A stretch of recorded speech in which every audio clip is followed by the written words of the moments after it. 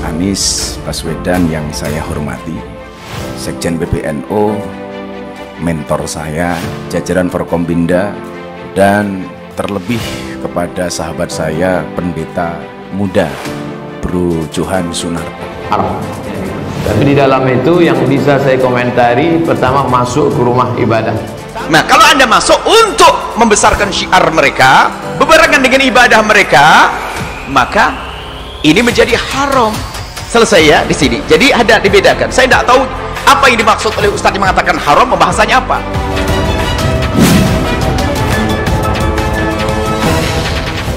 Haram hukumnya masuk ke rumah ibadah orang lain.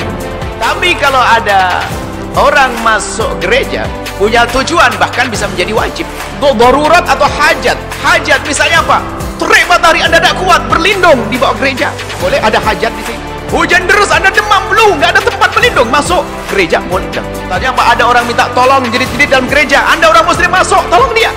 Atau Anda dikejar orang membunuh Anda, tempat yang aman masuk tuh, masuk gereja. Ayo masuk ke rumah peribadatan mereka boleh, tapi untuk kepentingan tertentu. Di dalam agama nggak dilarang, dan ini terjadi oleh Sayyidina Umar bin Khattab tatkala pembebasan penaklukan Baitul Maqdis. Sekarang banyak yang tak bisa membedakan kebablasan, tak bisa membedakan mana toleransi, mana telur asin. Harus bisa dibedakan.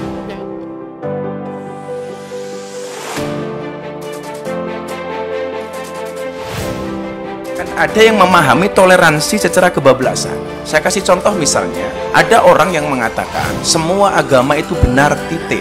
Saya pikir kalimat ini tepat tapi kurang lengkap. Bagi saya yang benar adalah semua agama itu benar bagi penganut.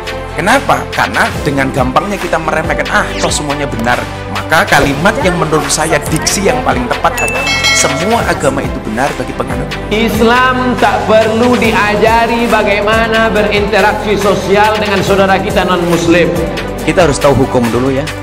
Hukum ulama yang mengatakan haram, dia melihat apa sih? Dia mengatakan boleh, melihat apa sih? Makanya saya tidak tahu yang mengatakan haram itu kasus apa yang dilihat.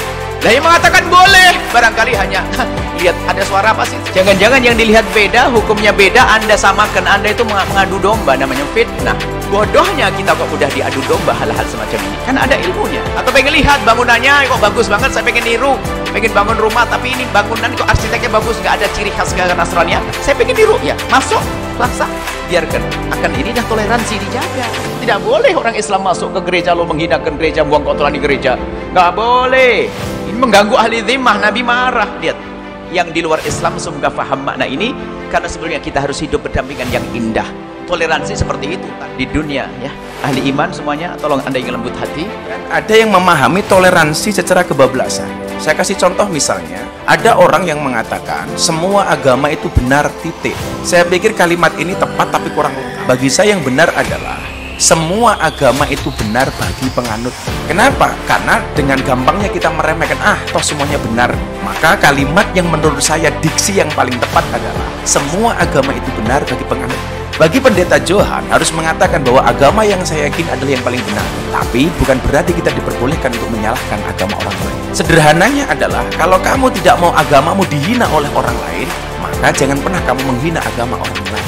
Makanya kemudian di dalam surat Al-An'am, dalam Al-Quran, Allah Subhanahu wa Ta'ala berfirman, dan janganlah kamu memaki sembahan selain Allah, karena mereka nanti akan memaki Allah dengan melampaui batas tanpa pengetahuan. Bahkan Rasulullah pernah mengatakan, mau nggak orang tua kamu dihina? Mana mungkin wahai Rasul, kami menghina orang tua kamu. Apa jawaban Rasul? Kalau kamu tidak mau orang tua kamu dihina oleh orang lain, maka jangan sekali-kali kamu menghina orang tua orang lain. Bagaimanakah hukumnya?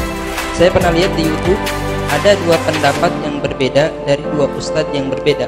Ada yang bilang makruh dan ada yang bilang haram. Sebenarnya bagaimana hukumnya mengunjungi tempat ibadah agama lain, biar kita orang awam paham tentang hal ini. Syukran biya.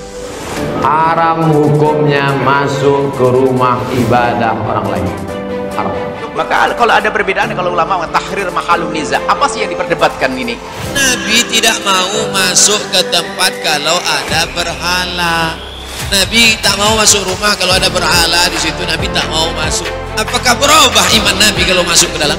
Ini terlepas dari jika ada orang masuk karena sesuatu. Saya tanya sekali lagi, Nabi tak mau masuk ke dalam rumah, ke dalam tempat, kepala gedung apapun kalau ada berhala. Apakah iman Nabi akan berubah kalau masuk ke dalam? Tidak. Kenapa dia tak mau masuk? Kita ikut sunnah Nabi apa ikut sunnah orang? Sunnah Nabi. Saya ikut Nabi. Kalau ada di antara ibu yang mau ikut orang, silakan. Tapi kalau ada orang masuk gereja punya tujuan, bahkan bisa menjadi wajib. Waktu yang mengatakan haram dia ngelihat apa?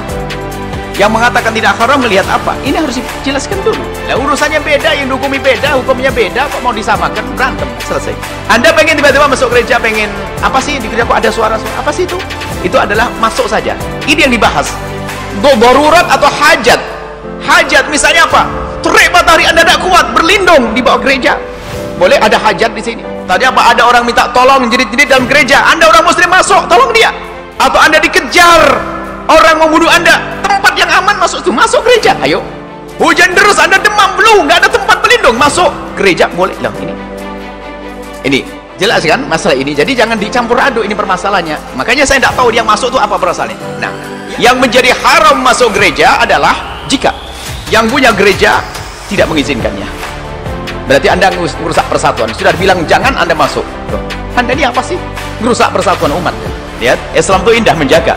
Yang kedua, Anda orang Islam masuk gereja ingin merendahkan dan menghinakan gereja, haram, tidak boleh. Anda menyakiti ahli dhimmah, indah ya. Saya mulai dari sini. Atau Anda masuk ke tempat tersebut berbarengan dengan syiar dan ibadah mereka.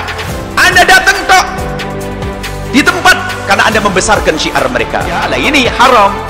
Apalagi Anda memberikan, misalnya memberikan bunga-bunga atau apa, itu lebih lagi. Yang menjadi haram masuk gereja, Anda masuk bersama syiar mereka, apa perlumu?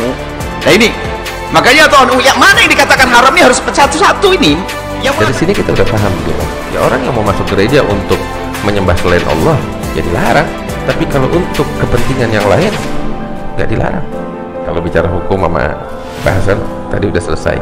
Ini sedikit agak, bukan melenceng sih, ada kaitannya juga. Kisah kakek saya Habib Salim bin Jinda.